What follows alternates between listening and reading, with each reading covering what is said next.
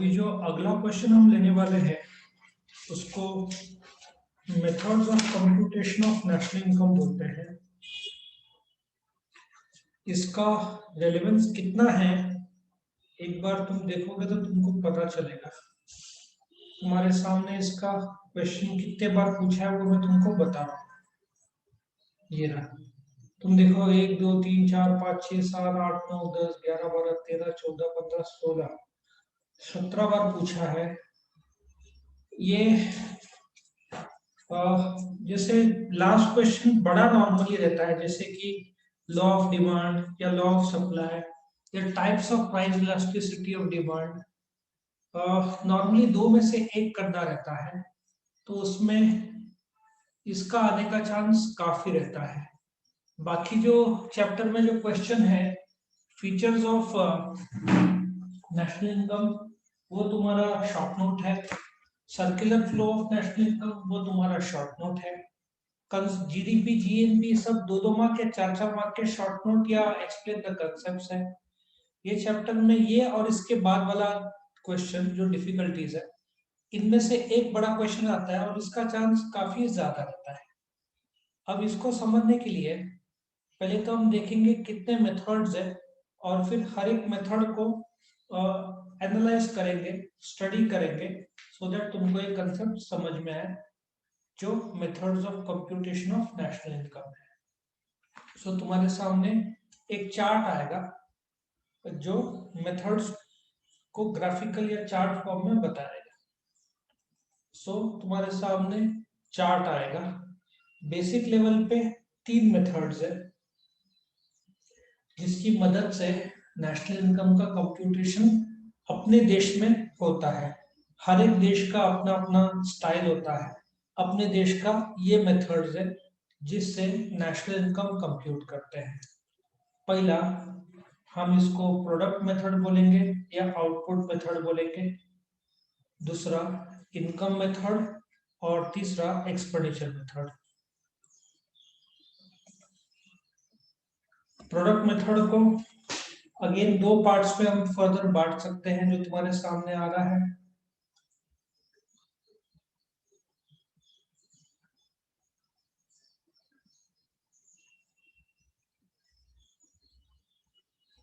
Final product method और value added method, इससे compute किया जाता है, करेक्ट। जो इनकम मेथड है उसका भी तुमको डिटेल्स में बताया जा रहा है। अब सीधा हिसाब है, इनकम मतलब फैक्टर इनकम होगा तो उसके 4 भाग होंगे, करेक्ट।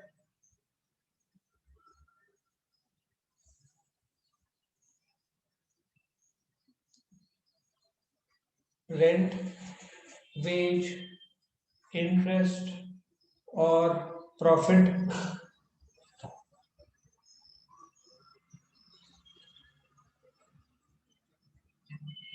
करेक्ट।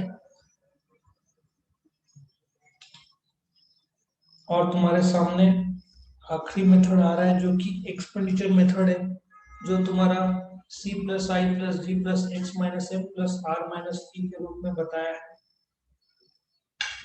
करेक्ट। सो सबसे पहले हम प्रोडक्ट मेथड में आते हैं। प्रोडक्ट मेथड, अब इसके बारे में पहले एक्सप्लेन करता हूँ फिर वैल्यू एडेड मेथड बताता हूँ क्या है। जो प्रोडक्ट मेथड है या जो आउटपुट मेथड है इसके अलग अलग नाम है। तुम प्रोडक्ट मेथड को नेट आउटपुट मेथड बोलो, इन्वेंट्री मेथड बोलो, इंडस्ट्रियल ओरिजिन मेथड बोलो तो भी चल सकता है। ये जो मेथड है प्रोडक्ट मेथड, ये output output of goods and service के दृष्टिकोण से देखता है।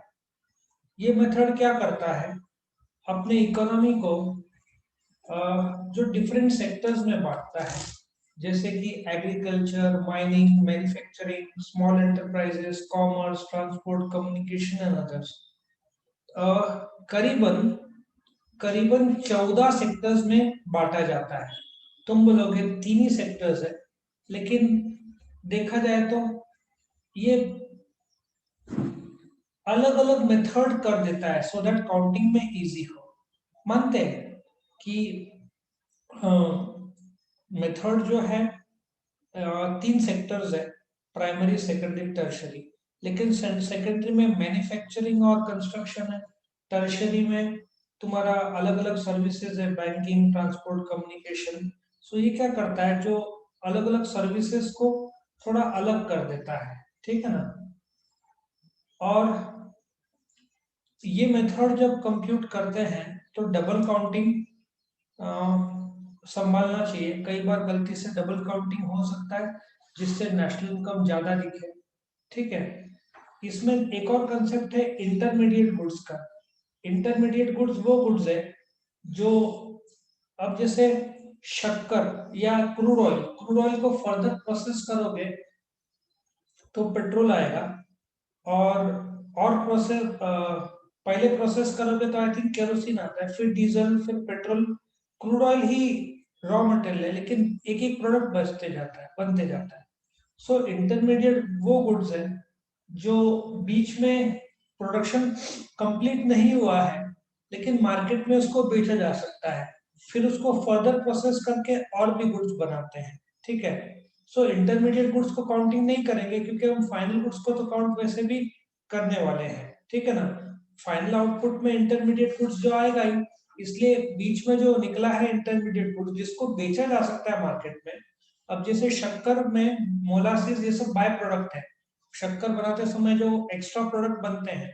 बट ऐसा सोचो कि प्रोडक्ट जो बीच में बना है, ठीक है, और वो मार्केट में बेचा जा सकता है, लेकिन तुम बेचने के बजाय उसको और फर्दर प्रोसेस कर रहे हो। लकड़ा, तुमने एक फ्लैट लकड़े को मॉडिफाई किया, ठीक है, एक शीट बन गया। अब वो शीट मार्केट में बेच सकते हैं, लेकिन तुम उस शीट को भी काट कूट के चेयर बनाते हो।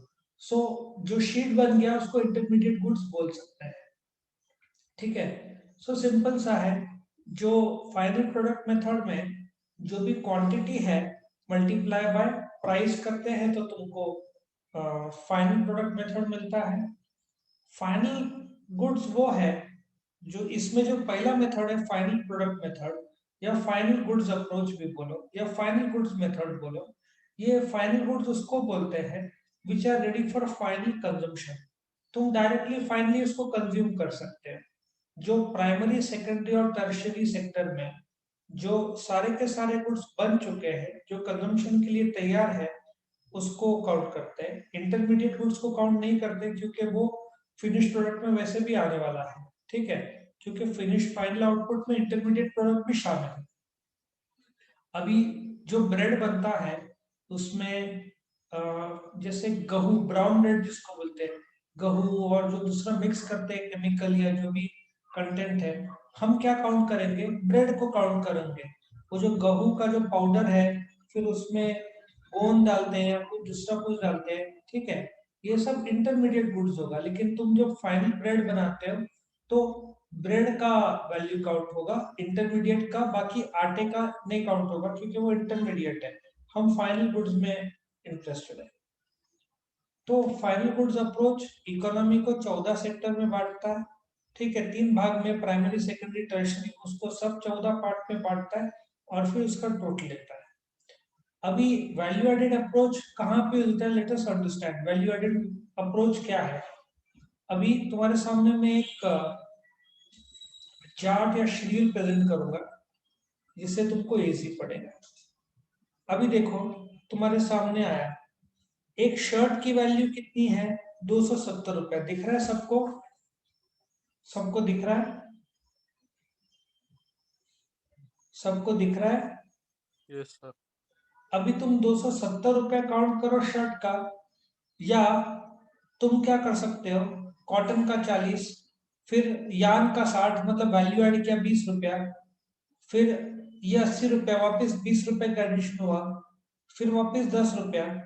सो या तो 270 पकड़ो, इंटरमीडिएट गुड जैसे बनते आ रहा ही है, तुम्हारे पास दो ऑप्शन है, तुम 270 फाइनल वैल्यू पकड़ो या हर स्टेज ऑफ प्रोडक्शन का काउंट करो। फॉर एग्जांपल, तुम्हारी माताजी सपोजिटली गवार की सब्जी बना रही है, ठीक है, तो मार्केट में गवार मिलता है 15 से 20 रुपया पाव, लेट अस एज्यूम 20 रुपया पाव है, वो लेकर आती है। सोचो आने का पेट्रोल का खर्चा लगा 10 रुपया मार्केट में जाने का, 20 प्लस 10 हुआ 30 रुपया। फिर गैस चालू करती है, 5 रुपए का गैस लगा, हुआ 35। नमक मसाले डालती है 5 रुपया, हुआ 40 रुपीज। ठीक है, फिर और क्या लगेगा, लाइटर का तो उसको माचिस का 2 रुपया 3 रुपया, मतलब एक सिंपल सा मैं बता रहा हूँ, 50 रुपया लगा 4 जन का भाजी बनाने में। So what I meant to tell you is, तुम्हारे पास एक ऑप्शन है जो भाजी ली मार्केट से, फिर पेट्रोल, फिर गैस, माचिस, मसाले, नमक, ये छोटे छोटे चीजें ऐड करो, या तो डायरेक्टली 50 रुपए गवार का भाजी लो। मुझे बताओ कौन सा ज्यादा इजी है, हर स्टेज वाला इजी है कि फाइनल 50 रुपए ज्यादा इजी लगता है? फाइनल वाला। हाँ, फाइनल। फाइनल ज्यादा इजी है, फाइनल। Any time final. मैं तुमको बताता हूँ कि मर्सिडीज बेंज, नहीं मर्सिडीज बेंज नहीं, एक स्विस घड़ी में कितने पार्ट्स रहते हैं, कोई आइडिया है? एक स्विस की जो घड़ी आती है उसमें कितने पार्ट्स रहते हैं, किसी को कोई आइडिया है? स्विस घड़ी में कितने पार्ट्स रहते हैं, कोई बोल सकता है? नहीं सर। एक स्विस घड़ी में 5000 पार्ट्स हो सकते हैं, छोटी सी घड़ी में।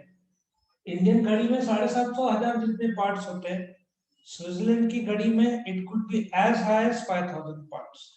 मर्सिडीज बेंज एस क्लास में कितने पार्ट्स रहते हैं, कोई आइडिया?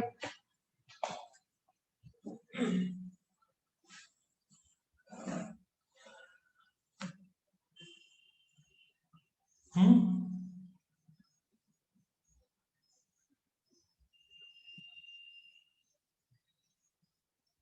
कोई बोल सकता है?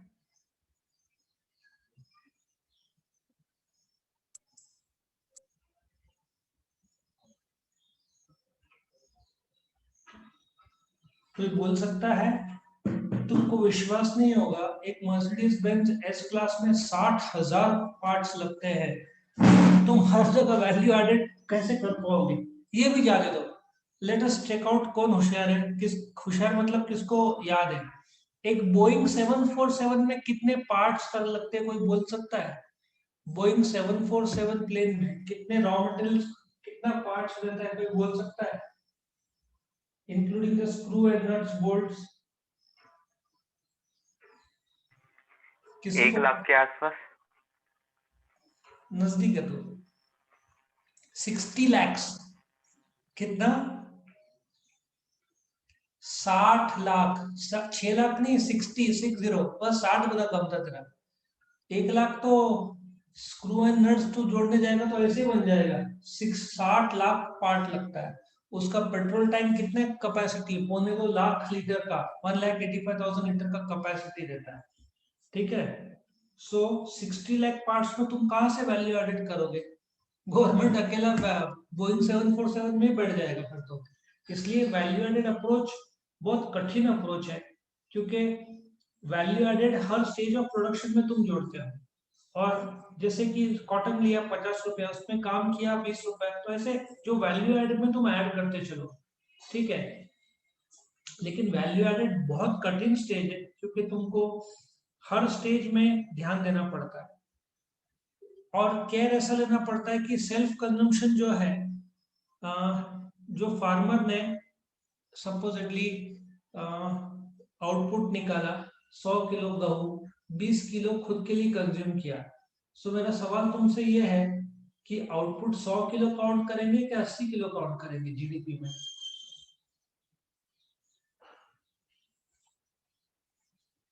80 kilo. The answer, correct answer is 100 kg। क्यों बताओ भाई? 20 किलो तो आउटपुट निकला है ना जमीन से, 80 किया तो 20 किलो तो जमीन से आउटपुट निकला है, वो भी तो खुद एक कंज्यूमर है। सो जमीन से जो आउटपुट आया फुल 100 kg काउंट करते हैं, मतलब प्रोडक्ट्स या गुड्स जो तुम सेल्फ कंज्यूम करते हैं वो भी काउंट करते हैं। यदि कोई टैक्सेस है जीएसटी, वो माइनस करेंगे क्योंकि वो आउटपुट का हिस्सा नहीं है। एक्सपोर्ट्स ऐड करेंगे, इंपोर्ट्स माइनस करेंगे, डेप्रिसिएशन मैंने बताया था माइनस करेंगे, डबल काउंटिंग काउंट नहीं करेंगे। एक सवाल है सेकेंड हैंड गुड्स का क्या करेंगे? सेकेंड हैंड कार जो बिकते हैं उसका क्या करेंगे? काउंट करेंगे क्या नहीं करेंगे? ये साल सेकेंड हैंड कार तुमने बेचा 5 लाख रुपए का, बोलो 5 लाख काउंट करेंगे क्या नहीं करेंगे?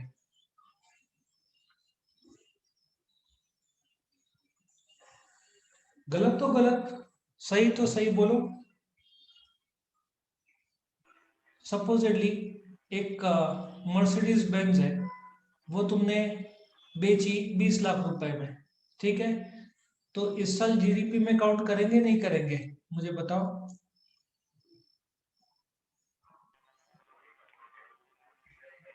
करेंगे सर। करेंगे।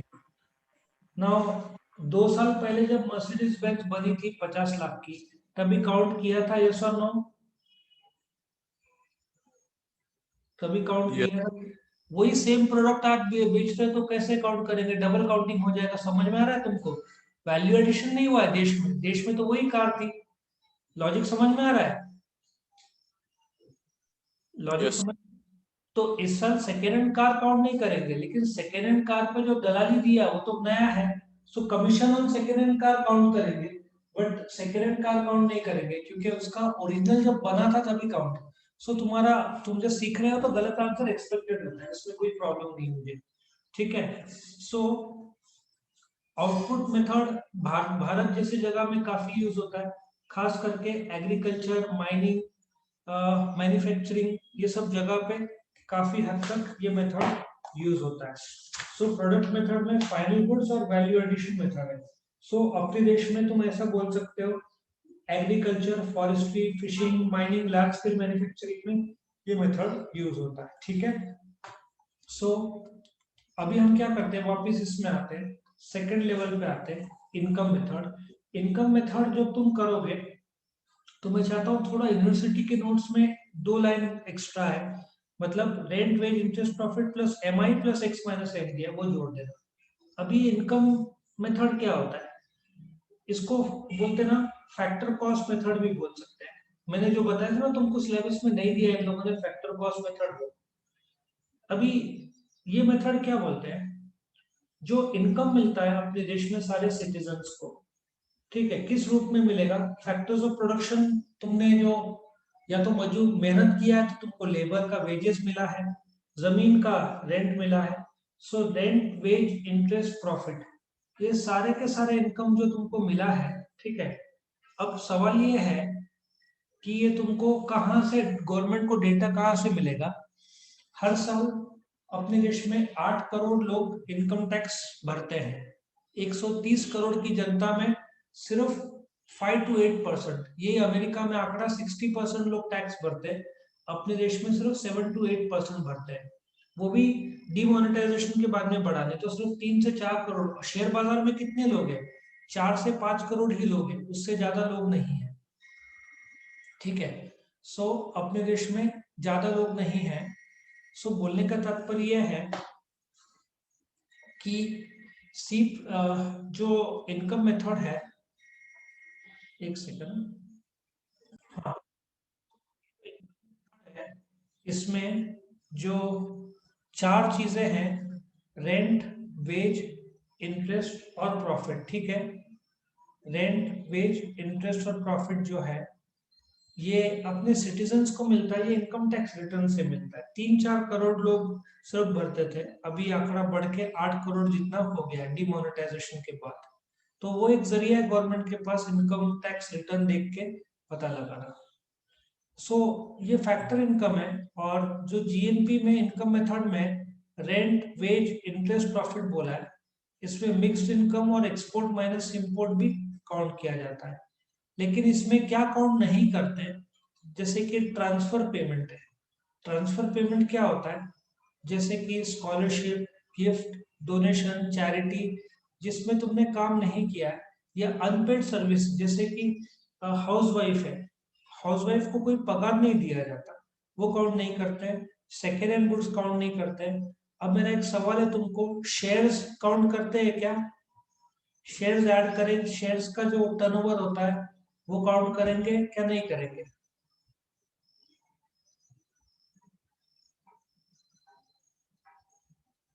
करेंगे ना।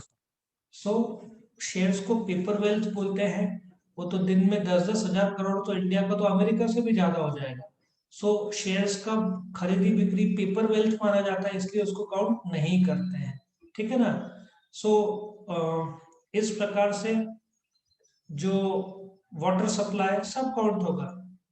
Self consumption should be included. So income method basically rent, wage, interest, profit, mixed income और export minus import, ये काउंट होता है।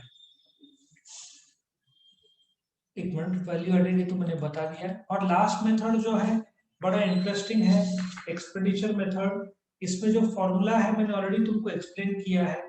एक्सपेंडिचर मेथड वो मेथड है जिसको आउटले मेथड भी बोलेंगे। ये मेथड में जो सोसाइटी खर्चा करता है, एक्सपेंडिचर जो सोसाइटी खर्चा करता है कंज्यूमर गुड्स और कैपिटल गुड्स में, ये सी मतलब कंज्यूमर गुड्स हुआ, कौन कंज्यूम करता है? House hold. आई इन्वेस्टमेंट हुआ कैपिटल गुड्स में, कौन करता है? ये फर्म्स करते हैं। फिर जी मतलब गवर्नमेंट हुआ, एक मिनट, गवर्नमेंट हुआ, जो गवर्नमेंट खर्चा करेगा, जो गवर्नमेंट खर्चा करेगा, ठीक है, जो गवर्नमेंट खर्चा करेगा on the public expenditure, X minus M, export minus import जो है। ठीक है, सो टेक्निकली ये जो हमारा जीएनपी का जो फॉर्मूला था वो फॉर्मूला इधर लागू होगा। ठीक है, ये जीडीपी के बजाय जीएनपी लिखना चाहिए। ठीक है, सो मतलब हम क्या कर रहे हैं, नेशनल इनकम, इसको मैं जीएनपी कर देता हूँ। जीएनपी में C plus I plus G, that is consumption जो हाउस होल्ड लोग प्राइवेट कंजम्पशन करते हैं, इन्वेस्टमेंट जो फर्म्स करते हैं, ठीक है, on the capital goods, government जो कंज्यूम करता है कंजम्पशन और इन्वेस्टमेंट गुड्स जिसको पब्लिक एक्सपेंडिचर बोलते हैं, एक्स मतलब एक्सपोर्ट, एम मतलब इंपोर्ट, और आर मतलब जो गवर्नमेंट को रिसीट मिलता है, पी मतलब जो पेमेंट, गवर्नमेंट मतलब फैक्टर रिसीट और फैक्टर पेमेंट जो होता है, मैंने ऑलरेडी जीएनपी में एक्सप्लेन किया है। इन सब का टोटल जो आएगा वो तुम्हारा एक्सपेंडिचर मेथड होगा। हालांकि एक्सपेंडिचर मेथड थोड़ा कम यूज होता है, सिर्फ चेकिंग के लिए यूज होता है। अमेरिका में आउटपुट और इनकम मेथड, मतलब इंडिया में ये दो मेथड ज्यादातर यूज होते हैं। अमेरिका जैसे देश में, यूरोप में इनकम मेथड काफी, क्योंकि इनकम टैक्स रिटर्न वो लोग ठीक से फाइल करते हैं। एक्सपेंडिचर मेथड कोई भी कर सकता है, लेकिन कुछ डिफिकल्टीज आते हैं, इसलिए मेथड भी यूज किया जाता है। सो इंडिया में ये दो मेथड ज्यादातर यूज होते हैं, और रिकॉन्सिलिएशन के लिए, चेकिंग के लिए एक्सपेंडिचर मेथड यूज होता है। लेकिन मेन सारे देश ये दो, डेवलप्ड कंट्री ज्यादा यूज करते हैं क्योंकि इनकम टैक्स रिटर्न मैक्सिमम लोग फाइल करते हैं, तो इनकम निकालना आसान हो जाता है। क्या सबको ये समझ में आया? यस और नो? क्या सबको